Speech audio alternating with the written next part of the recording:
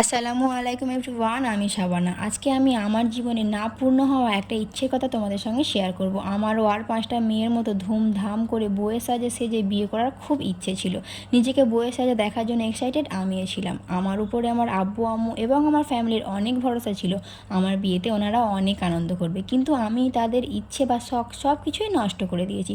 সত্যি আমারও কোনো রকম ইচ্ছে ছিল না যে আমি ওনাদের সঙ্গে এরকম কিছু করি, কিন্তু আমার কিছু করার ছিল না। আমি যে একজনকে ভালোবাসতাম, আর আমি এটা ভেবেই এগিয়েছিলাম যে ভালোবাসার মানুষকে যদি আমি একবার হারিয়ে ফেলি তাকে আর কোনোদিনও আমার জীবনে ফিরে পাবো না। কিন্তু আব্বু আম্মুকে যদি একবার ছেড়ে দিই তাদেরকে আমি ঠিক পেয়ে যাব, কারণ আব্বু আম্মুরা কোনোদিনও নিজেদের সন্তানকে ছেড়ে থাকতে পারে না।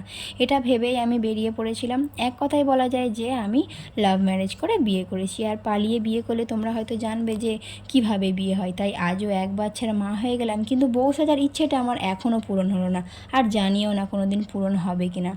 আমার একটা ইচ্ছে আছে যে আমি যদি কোনো দিনও ইউটিউবে দাঁড়াতে পারি, তাহলে যেদিন আমার বিয়ে হয়েছিল বা যেটাকে বলা হয় বিবাহবার্ষিকী, সেদিন আমি আমার বিয়ের মতো করে সবাইকে আনন্দ দেব, আর নিজেকে নিজে বয়ে সাজিয়ে একটু দেখতে পারবো। তোমরা সবাই আমাকে একটু সাপোর্ট করো প্লিজ। তোমরা না থাকলে আমি কোনো দিনও এই ইচ্ছেটা আমার পূরণ করতে পারবো না। তোমরা আমাকে একটু সাপোর্ট করো, আর আমার চ্যানেলটাকে সবাই সাবস্ক্রাইব করে নিও বন্ধুরা। তোমরা যদি পাশে থাকো তাহলে আমার এই ইচ্ছেটা খুব তাড়াতাড়ি পূরণ হয়ে যাবে।